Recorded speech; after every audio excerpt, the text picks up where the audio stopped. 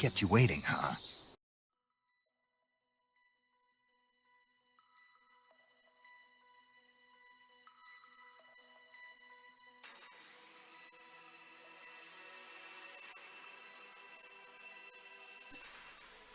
All right.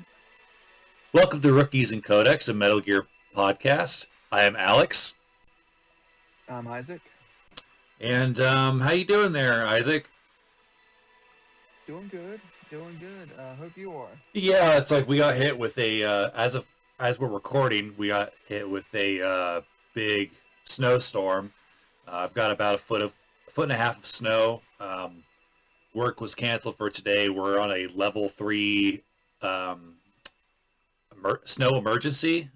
So I've not seen that in the 7 years I've lived in this particular part of where I'm at.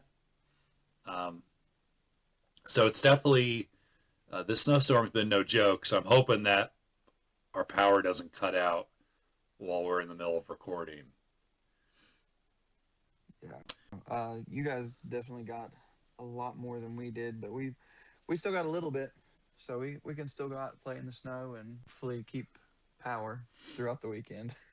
Yeah. So it's like after we're done with this, I plan on playing Bravely Default 2 for the rest of the day and hopefully finishing it. I'm actually right now at the end of Expedition 33. Oh, that game is I so don't know if good. you've played that. Yeah, I'm at the very end of it. So we're enjoying that quite a bit. Yeah, that's an incredible game. I'm my biggest wish is that I hope that Square Enix hires them. Doesn't I don't want them to buy them out because I'm afraid with Xbox buying a bunch or Microsoft I should say buying a bunch of studios and then closing them. It's like I don't want Square Enix to do the same thing, buy Sandfall Studios and then end up firing everybody. I'd rather them.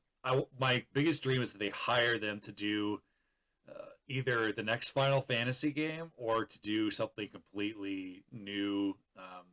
I mean, I'd be happy with if they got to do any of their franchises. That's what I know leading up to the release of Clear Obscure. Sandfall said that they're going to completely reinvent or reinvigorate. I can't remember exactly how they said it. Um, the turn-based JRPG. I I feel like they really did it. They knocked it out of the park. Yeah, it's interesting that they could pull that off while also bringing back a lot of really familiar stuff. Like, I mean, the combat reminds me a lot of Final Fantasy X, but there's some Dragon Quest elements in there as well. And I really like the. I'm not usually big on quick time events, but they use it really well in the turn-based combat. Yeah, it kind of keeps you more engaged without using like an ATB system. Yeah, like you have to get good at it.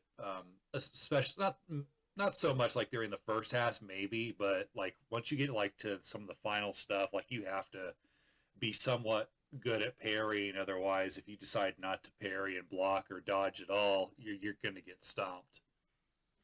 Oh yeah. I was hurting with that bad last night. Um, but yeah, but speaking of games, we're finally on our first game for the show, and it is Metal Gear for the. It was released for the MSX2, which I believe is that a.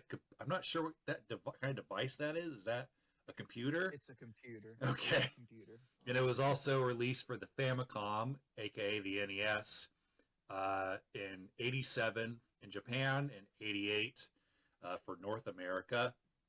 Um, I'm curious. I played the most recent Master Collection version on the Nintendo Switch. What did you play it on? I played the Master Collection version on the PS5. Oh, okay. So uh, ours were pretty much the same version. Uh, Yeah. as I can't imagine that the Master Collection is that much different on PS5 and Xbox Series X, other than maybe there's faster loading times and less frame drops. Yeah, Um, I'd say it's pretty well the same. I played the NES version of the game as well. okay. Um, I think I that's also the version.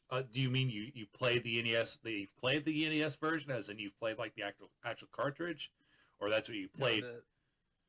the one on the Master Collection was Okay, the NES version. Yeah. because like I've seen the NES version in like some of my local stores, and I thought about picking it up when I had a Retron, but I'm glad that I played this version because I don't know if the original version has like a easy mode or not. Oh, I can't imagine that was back in the day when the harder the game, the more money you could make off of it. So I'm sure it was the idea behind a lot of the games at that time. Yeah, yeah. So obviously this came out during the during video games kind of infancy.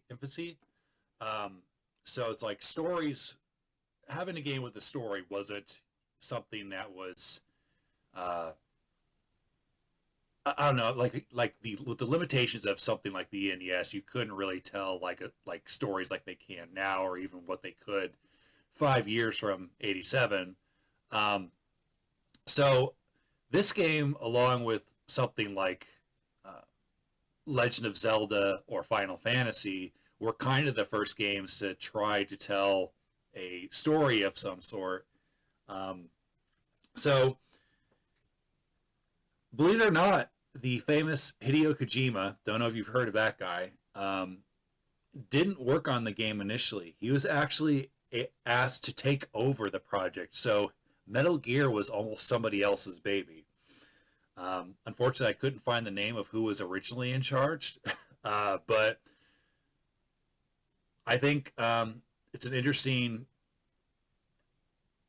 line in history that I didn't know that Hideo Kojima wasn't the like original director of this first game, and obviously he went on to direct many more of the Metal Gear and Metal Gear Solid games. Um, so it was originally intended to be a simple action game that featured uh, modern for the '80s military combat. However, hardware limitations uh, limited the number of on-screen bullets and enemies, which Kojima felt would impede the combat. So he wanted to go for more of a stealth game, and uh, that's kind of what inspired the gameplay, which is what we'll get into a little bit later. But this game was inspired by movies like The Great Escape, James Bond, and Escape from New York. Um, and it was heavily focused on avoiding enemies rather than fighting them head on, a sort of hide and seek. It was inspired by games like Pac-Man and Berserk. Kojima also came up with the idea of the player having access to a portable radio transceiver, which is something that comes a pretty big staple in the series. Even as somebody that hasn't played a lot of the games, I'm familiar with the codec sound and what it is, and that you can get like extra story content just through talking to people through the codec. And it's crazy that so early on that was a thing. That was something that I didn't expect really going into it. Um, Yeah, that was something that honestly blew me away as well because I know I've played the Metal Gear Solid games and of course knew about the codecs there, but I didn't expect back on the NES for them to feature something uh, you know kind of unheard of for the time. right. Um, and the last thing I kind of have on the development was if you look at the cover for the game, does the I guess depiction of Snake remind you of anybody? Yeah, I actually found that as well. Kyle Reese from Terminator. It's funny. I before I even like read this, like I swear I was like, oh, that kind of looks like Michael Bean from the Terminator, and it turns out that they pretty much traced over a publicity still of Michael Bean for the original Terminator, and uh, it's crazy. Like I mean, we're familiar with how Snake looks now, but um, his original look was based off of Michael Bean. Yeah. Um, And going back to some of the inspirations, for the series, have you seen Escape from New York or Escape from LA? Oh yeah, John Carpenter is one of my favorite directors, so I've seen both those films quite a bit. Yeah, so Solid Snake is actually his name came from Snake Plissken. I'm not surprised by that at all. Um, in fact, I'm almost certain I've heard that rumor before, and I think I've even seen a short interview where Kurt Russell was asked if he'd ever played Metal Gear Solid, and he talked a little bit about it. Um, I've not seen that, but that would be very cool to track down. yeah, but yeah, so this game was released in '87, and it's been you can get it on the NES, like it's you can get the original NES version. It's relatively cheap. Like I saw it for about $20 out of box. That's pretty good for an old classic game. Whereas like if you want a copy of Chrono Trigger, you're going to be shelling out a couple $100. Um, Oh yeah. but you have a couple of options if you want to play this game. As far as I know, you could get it with one of the versions of Metal Gear Solid 3 that came out on the PS2, um, the original Master Collection that came out for the PS3, and of course the most recent Master Collection, which came out on pretty much every modern console that we have now. Um, but that's pretty much all I've got on development. If we want to move into story, um, Yeah, let's do it. yeah. So What little there is to be had. right, like before we started recording, I was like telling you this. Like I was looking at the Wikipedia, and I'm like, wow, there's. It's like I feel like I could, if I had to sum up this story in like an elevator ride, that I could easily do it. Like some of the stuff that's included in the Wikipedia seems like stuff that might have been included with the like the game manual. Just out of curiosity, when you said that you followed a guide along to beat this game, correct? Yes, So, so did you actually fall for some of the ploys that Big Boss was setting up for you throughout the game? I did. um, Okay. and the guy, well, that was before I started using the guide. So, um, and we'll get more into it in gameplay with some of my frustrations. And people might give me grief for using a guide, but I encouraged, when I finished was about finished with the game, I told Isaac, I was like, dude, if you want to save your sanity, please use a guide. This game is old. Um, I think there's no shame in it. If you're hitting a point in a game where you're not having fun anymore and you still want to finish it, though, using a guide is not. There's no shame in it because to me, ultimately, unless you're doing it for a competition, uh, video games should be played for fun. You shouldn't. So if you need to use a guide, especially for something Yeah. this old, And honestly, gaming conventions and like how a game is put together so far different now than what it was, that anyone picking up the game today that's not, entrenched in, NES games, or any games from the 80s really.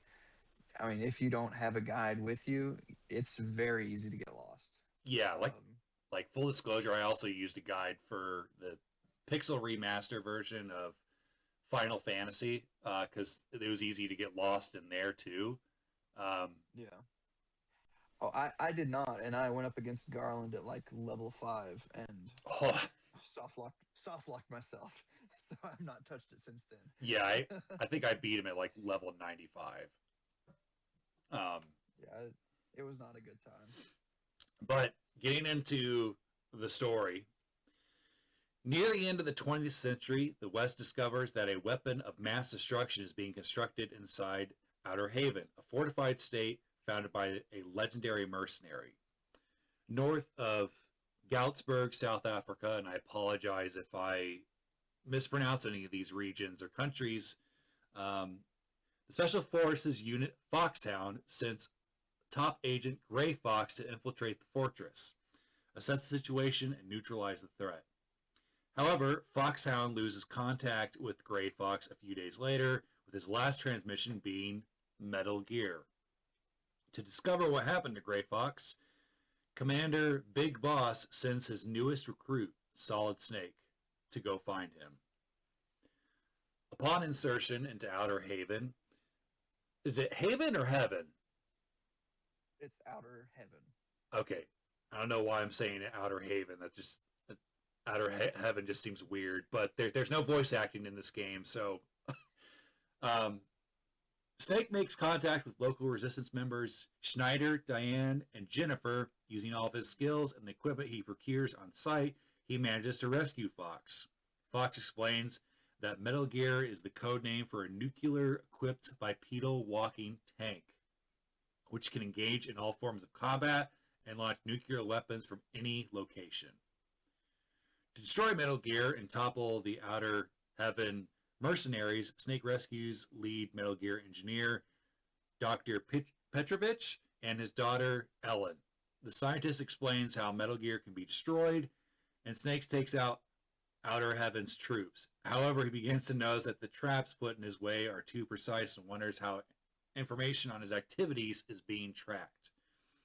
Big Boss begins to act strangely, giving misleading advice that leads Snake into several traps, as you mentioned earlier. And this was multiple frustrations for me because I was like, "What the heck is?" I thought that something weird was going on with the game, but as we find out, that's kind of not the case. Um, he my This was probably my favorite part of the game when Big Boss starts telling you to turn off your system, like to take the. Yeah. I think if I remember right, he even tells you to remove the cartridge, um, which was Well, hilarious. if you stop playing, he never gets speed. You know? Yeah. um, so eventually, Snake penetrates Outer Haven's main base and takes out Metal Gear before it reaches completion. Awesome fight, by the way. As he safely escapes the compound's basement, he is confronted by mercenary leader of Outer Heaven. I think I said Haven again earlier, who turns out to be Big Boss, which was confusing to me, but that we'll get to that a little bit later.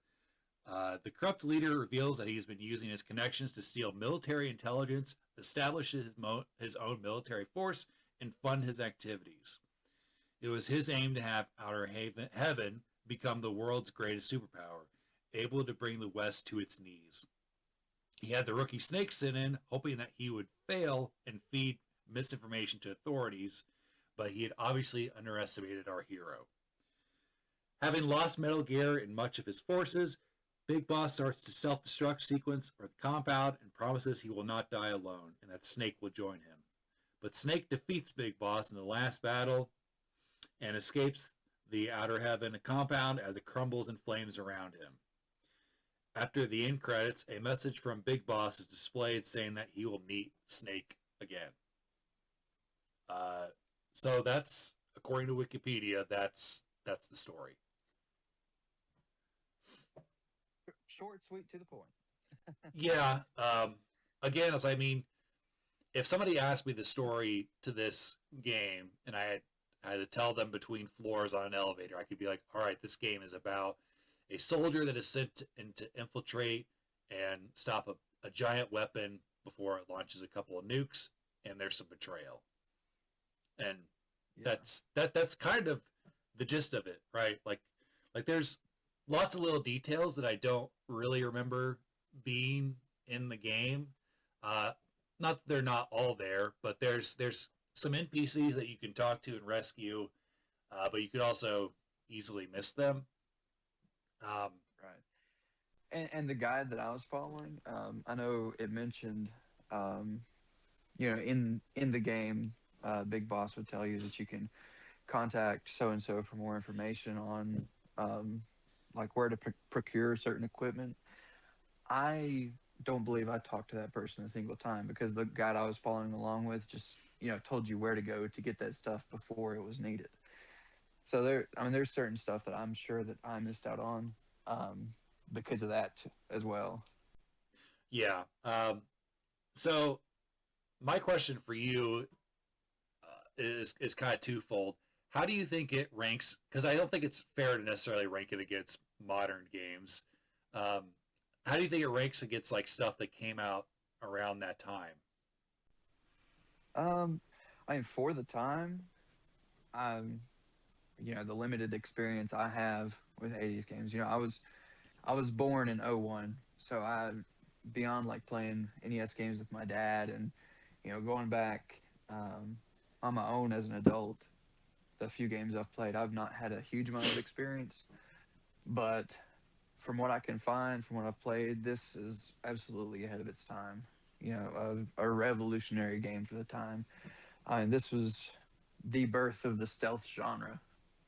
So if you can't say anything else about the game, I mean, you can say that, if it wasn't for this, you wouldn't have like um, Siphon Filter, Hitman, any of these games. Yeah, I think that's definitely fair to say. This might be, well, I mean, we'll get more into gameplay, but I never thought of Pac-Man as a stealth game before I started playing this.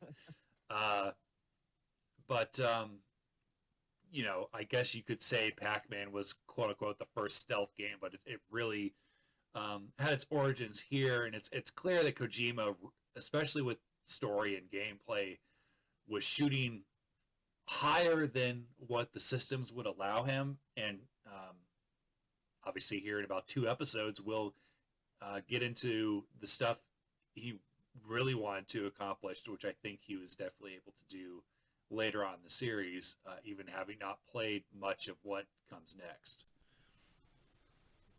Yeah, I mean, Metal Gear Solid is what, right around 10 years after Metal Gear, like release wise.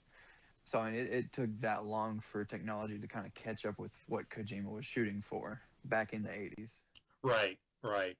Um, but yeah, I think the story is fine. I think it's relatively simple. You're not going to be super lost. I am curious to see how it fits in with the later games, if at all. A confusion that I brought up with you because I've played a little bit of Metal Gear Solid 3. I think I stopped around the time you fight the guy who shoots bees out of his hands. Um, Oh, the pain. yes, and because that was when I was like, you know what? I think I kind of want to do a Metal Gear podcast. I'm going to stop the game here. And there's a character called Boss in that game who is a woman. So I was surprised because I thought Big Boss in this game was a woman because you're kind of talking to them um, through the codec, right? So it's like when Yeah. Big Boss shows up, I'm like, wait a minute, that's a man, and I was like, well, it's an espionage thing, so maybe there was some sort of change or whatever. But you you cleared it up that these are two different characters with similar names. Yeah, yeah. It's in this one it is Big Boss, and in Metal Gear Solid 3 it is the Boss. So they are two separate characters, and that'll be cleared up, later on down the line. Okay, But yeah, yeah. So in case in case you guys missed our first episode, I'm not that familiar with the Metal Gear Solid mythos, if you will. Um, so that's how I got confused. Like this is my this is the first Metal Gear. This is the first Metal Gear game I've played from start to finish without stopping. Um, so, uh, speaking of game, are you ready to move on to gameplay? yeah, yeah, let's do it. So, immediately, the gameplay reminded me of Pac-Man and Berserk. Have you ever played Berserk? I have not. Okay, so it plays almost exactly like this. Like you go into rooms and you move around. It's an Atari game, so um, it's really. I'm trying to think of a good word for it without insulting the game because it's an older game. It's it's really simple in its execution because the walls are just these squares. Like they're not. It's not nearly as detailed as this game. And you basically go Yeah. into rooms and you fight robots and you have to aim your gun and you can shoot upwards and side to side below you. Um, so this gameplay reminded me a lot of Pac-Man and Berserk as far as you go into a room and you sneak around and sneaking in this game. I don't know. how you felt about it was really difficult. Yeah, and this is something that does get addressed in later games. You started Metal Gear Solid, right? Yeah, I like I told you earlier. I just fought Revolver Ocelot. So you know how in the mini map in the corner it shows the vision cones for the enemies. Yes. But I feel like something like that, if we had it here, would make uh, the whole experience a whole lot less frustrating. Because I noticed, it's very unclear where you can go, that the cameras will and won't see you. Yeah. And enemies you can gauge a little bit better, but the cameras going across the walls, catching you, I mean, that got me every time. Yeah. There were times where I snuck past guys, and it's like I was like, man, I thought for sure they were gonna see me. And then there were times where I was like almost certain they weren't looking at me, like they'd have their backs turned, and then all of a sudden the alarm would go off. Um, Yeah. so it's I mean it's old game design, so that's I guarantee that Kojima probably wanted something like a radar tracker or a way to show where the enemy is looking, but they just couldn't.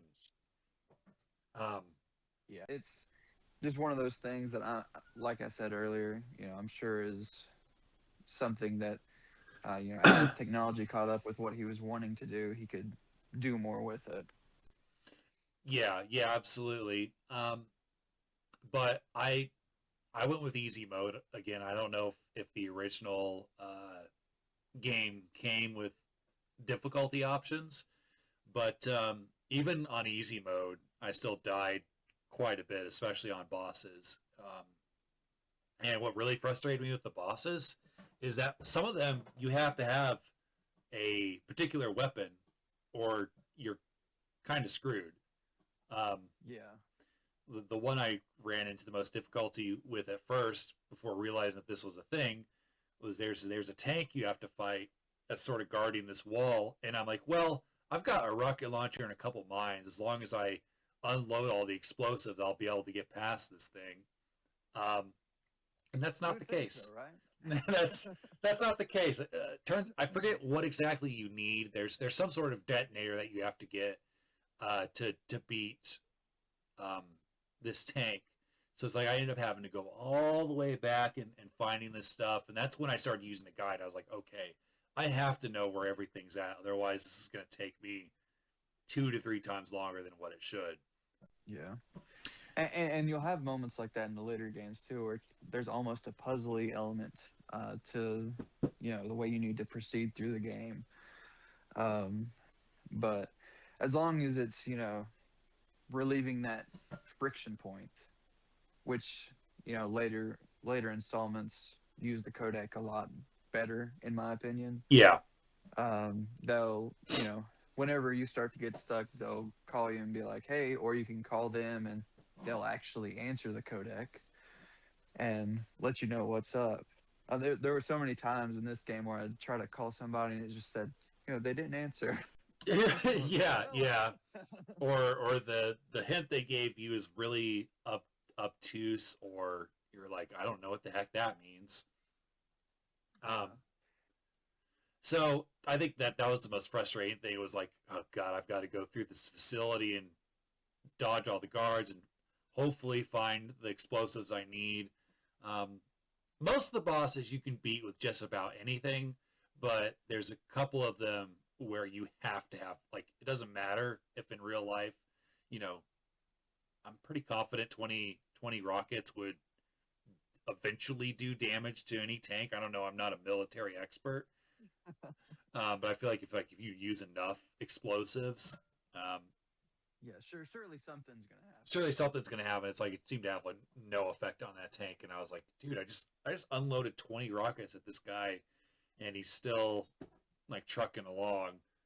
Um, so I think it's almost unfair to criticize it, because it's sort of like, criticizing a movie that came out in 1920s doing underwater scenes that are clearly done on a stage with a with a black tarp with stuff painted on it to make it look like it's underwater, when because they just couldn't do it So I think it's Yeah. kind of the same deal. But It's um, definitely a product of its time. I mean, it would be like, using that example, comparing it to, Avatar, the new Avatar movie with all its underwater uh, CG effects and stuff. I mean, it's not what we're used to, but it's definitely, you know, a product from another time. And, um, they were doing the best they could with the technology they had. yeah. So I'll reiterate again. I think if you're somebody that is a fan of the series, and I'd like to hear your opinion, if you're gonna play through this game, definitely do it with a guide. Um, there's multiple guides that you can use. There's video guides. There's written guides. Um, there's a couple of them that had mild spoilers, but I didn't get the ending spoiled for me. That was the twist with Big Boss actually being a traitor was actually something that took me by surprise. Um, but do you think that this is a necessary game to play if you're playing through the Metal Gear series? So, from my experience, I've played through this series all sorts of out of whack.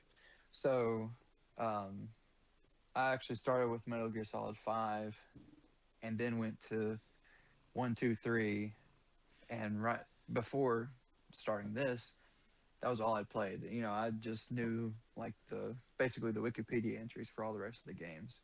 And I feel like that for Metal Gear and even Metal Gear 2 so far, I feel like that's enough to help you understand what's going on so that you can go forward and, you know, make the make the connections in the later games. You're not completely lost going forward. Yeah. As I like I said, I started playing Metal Gear Solid, and there's a couple of like files or I guess data logs that you can watch where um, I think his name is Campbell is interviewing slash almost interrogating Snake, and they're kind of talking. It seems like they're talking about some of the events from this game and Metal Gear Two, if I'm not mistaken. Um, Yeah. Yeah, if and you hear anyone reference like Zanzibar Land, that's Metal Gear 2. yeah, There are quite a few references to that in Metal Gear Solid as well. okay, all right, that makes sense. So, in my opinion, I think if you have the Master Collection, turn the game on for a couple of hours or maybe a few minutes, and if you get frustrated with the gameplay, at least you got to see like, hey, this is how Metal Gear was before it became what it's known today. Like, I think it's an interesting relic. Uh, but I wouldn't. Just enough to get that music stuck in your head.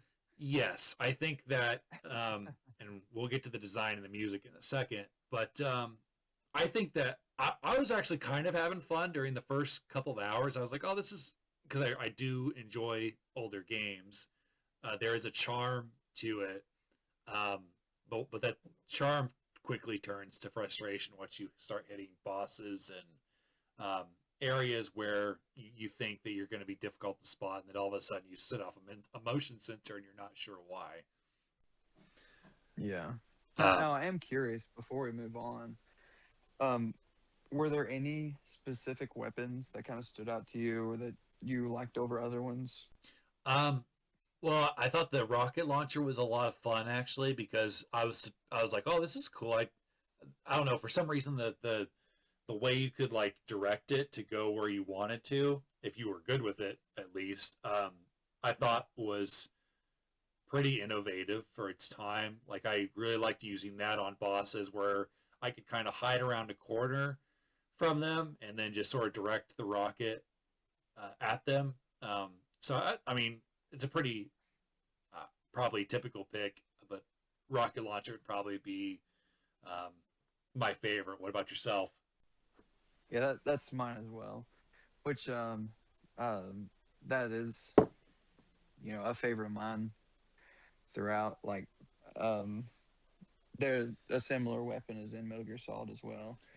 And it was my favorite in that game as well. So I feel like that's a lot of the reason why I kind of hold it so close in Metal Gear as well.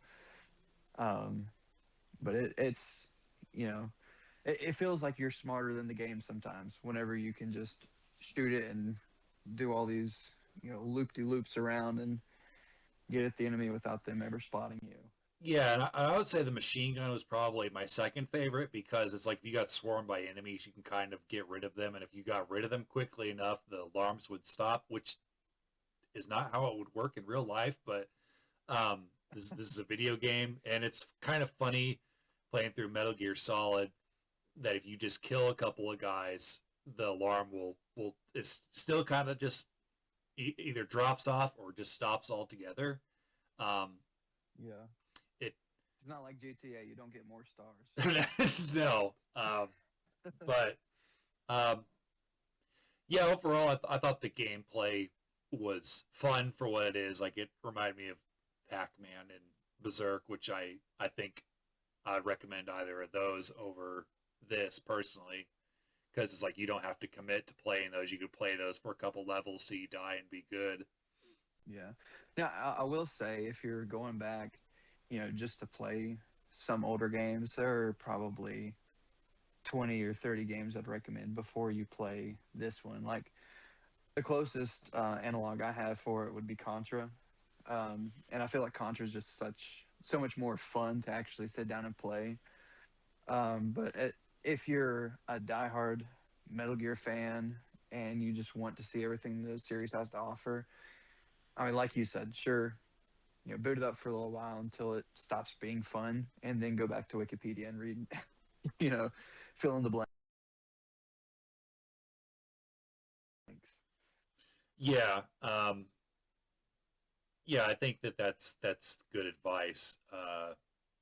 But I think speaking of fun, going into the design and music, um, I think was probably my favorite thing about the game. To be totally honest, was the music and how the game looked overall. Because there were times where I would be at work and all of a sudden the little theme that kicks on when you're found out would kind of kick on in my head.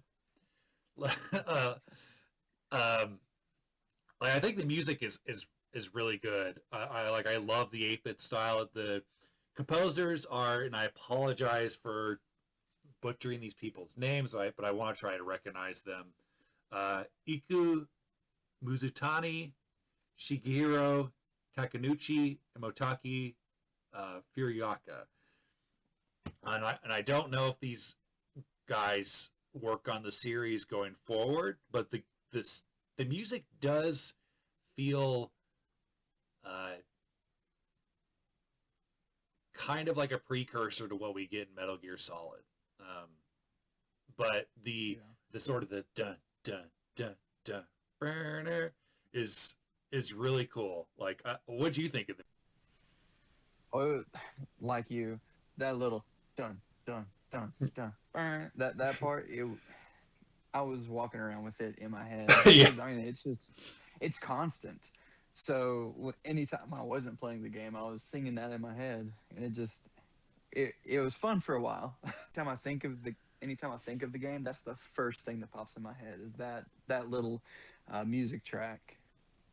yeah. And I even think that when Snake gets killed, it almost sounds like the Pac-Man dying sound, like the uh, you know what I'm talking about, like when Yeah. Pac-Man gets hit by the guts. Like I was like, that has to be on purpose. Oh yeah, Kojima is one that has always worn his inspirations on his sleeves, so that really wouldn't surprise me if that was like a purposeful little nod to Pac-Man. Yeah.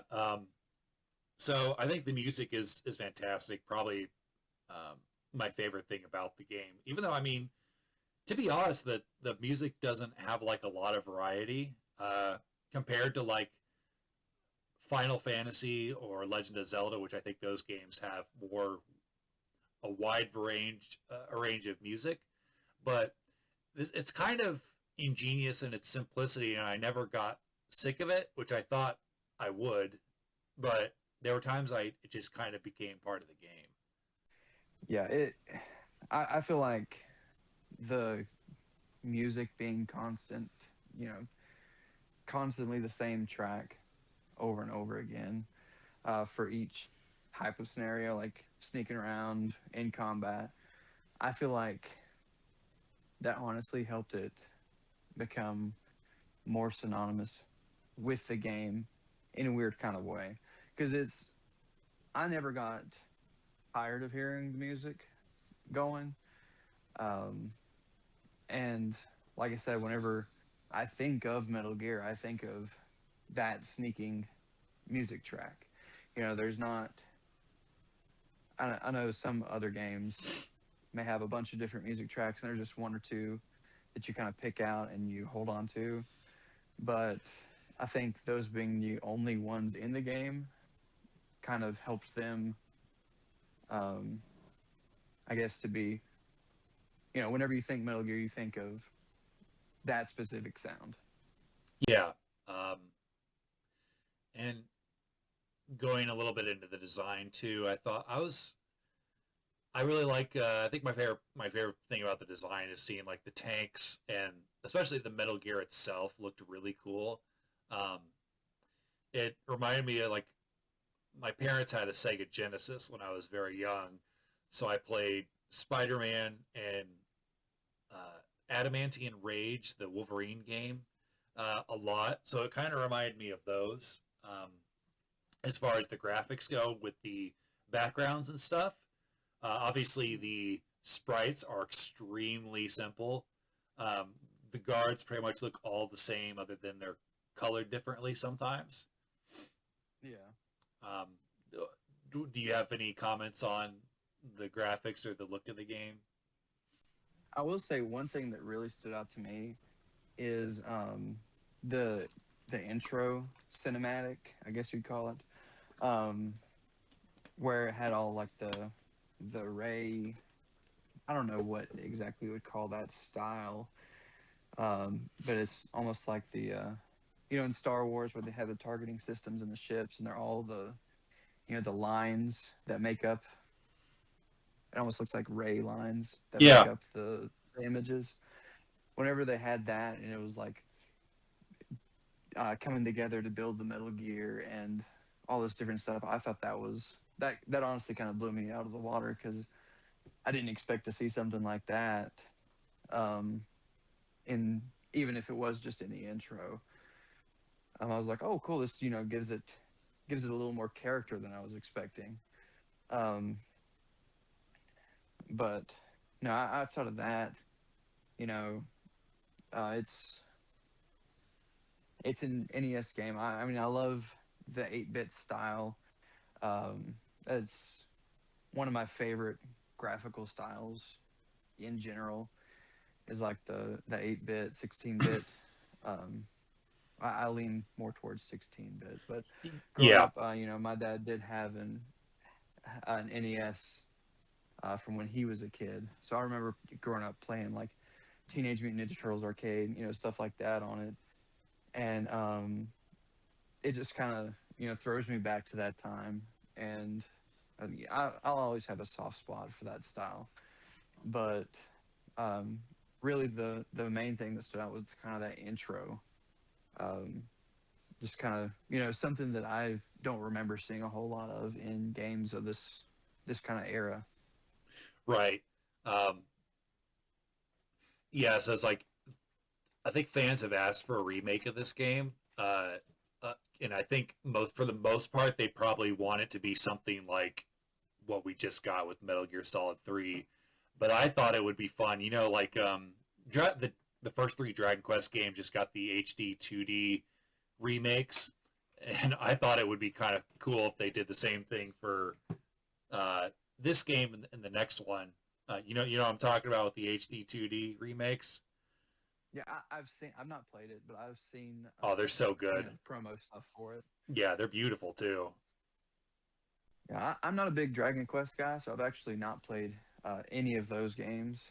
But I know, like with the Final Fantasy Pixel remasters, um, I've played a few of those, and like seeing Final Fantasy 6 in that old, you know, pixel style, but having it up-resed on the PS5, it just makes me so happy. Yeah, yeah. I think that those type of games, or these types of games, I should say, um, age a lot better than some games from the PS1 and PS2 era with the 3D graphics. Obviously, there are some exceptions, but because it feels like a style choice, like there are still game studios that make, even like the AAA studios that make pixel games, like the ones I just mentioned. And I mean, even before those, there Yeah. was Octopath Traveler, which is amazing. But they're kind of timeless in a way. That's what I actually just this past week got the Mega Man X Legacy Collection and going back and playing like Mega Man X from the 90s on the SNES. I mean, I've played some games today that don't look as good and feel as good as that does. And it's what, 30 years old now? Yeah, It's just, I mean, like you said, it's just timeless. I feel like there was another point I wanted to make on graphics, but now I can't remember what it was. Um, so my favorite one of the parts that made me laugh out loud. There's like a part in the game where, and this is a graphics thing because I didn't know that this room was going to operate this way, where you get on the roof, and I thought that this part of the room was like just going into another room. I didn't realize I was going to be jumping off the roof. Um, and I didn't have a parachute. I didn't have a parachute, so I just fell to my death.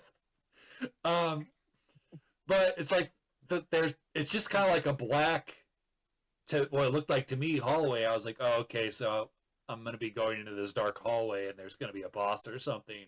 No, it's you're falling off the roof.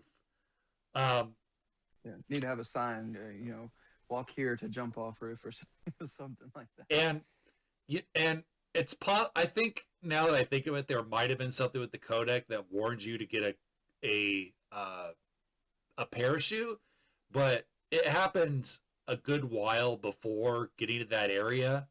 Um, Maybe it's my fault for hanging around for too long, but I did obviously get the parachute, and I love the animation of him kind of going down the wall and uh, with the parachute. Um, I thought that was also kind of hilarious. Yeah. And you'll have like little things like that, especially in older games. That's kind of goes back to what I was talking about earlier with the design philosophies back then don't line up with what we're used to now as modern gamers. No, Um, 40 years ago, that was, oh yeah, you know, you didn't know that was the to jump off the roof. Well, that's your fault. yeah. So that was like probably the funniest part of the game was being like uh, thinking that something was there when it actually wasn't, and just there's no animation of there would have it would have been amazing if there was an animation of Snake just falling to his death uh, as his pixels just splattered on the ground. But no, it's Like, just a regular death screen. Um, yeah.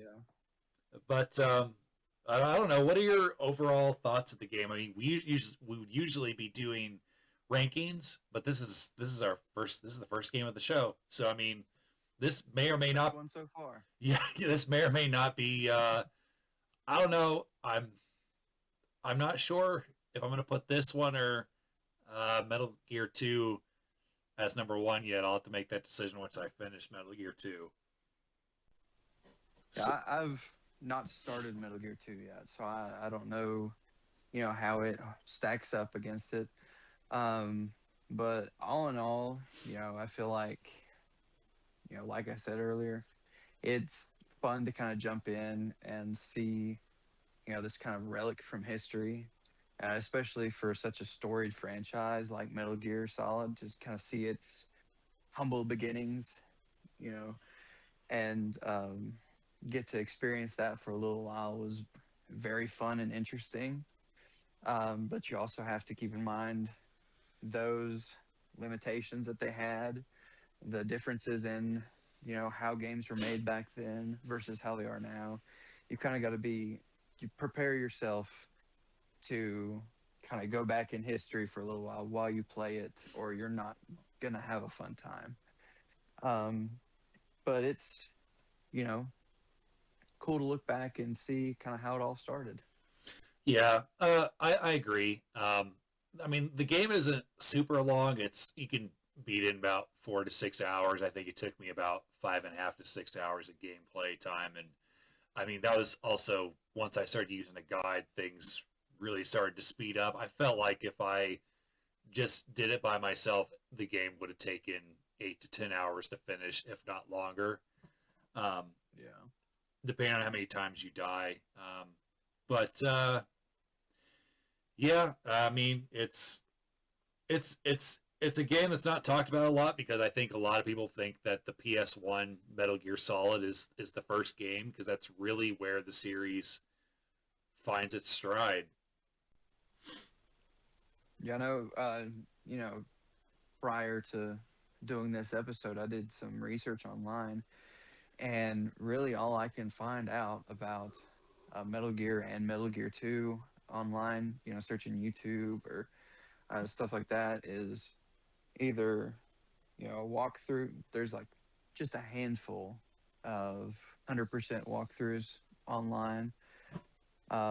There's a few like complete timeline videos like explaining the entire story of the series, and then all the rest of it is people saying, okay, these games are archaic, let's remake them, remaster them, please. Yeah, or at the very least, it would be great if they could patch in with because I mean, with modern consoles, you can patch games.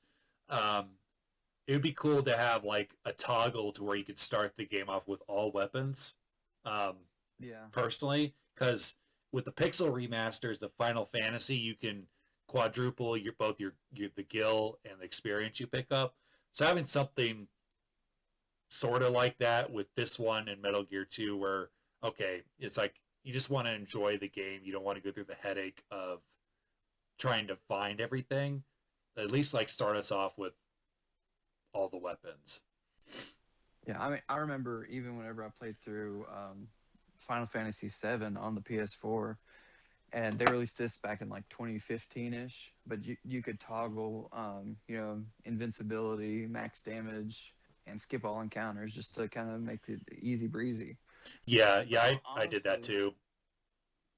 honestly, what would make this experience so much better for me personally is if they would include save states, kind of like they do with the Switch Online library. Oh yeah. Because if I could just clear a room, save there, and go on so that they don't kick my teeth in whenever I get killed, Yeah, and yeah. have to do a whole section again, that would honestly have relieved so much frustration that I Yeah, had with the game. yeah, I can't believe I forgot to mention that in gameplay. The saves are kind of weird. Like if you save, you're not guaranteed to be right back at that moment where you save. Like it might take you back to 5 minutes ago when you reload your game, um, or when you die. Like you might miss like a whole section. Like it's not like the kind of like you said, like the saving we're used to, where you'll start back right where you saved off. Like sometimes, most of the time, actually, I think that's not the case. Yeah. I can't tell you how many times I restarted the game at that first elevator at like 5 minutes in.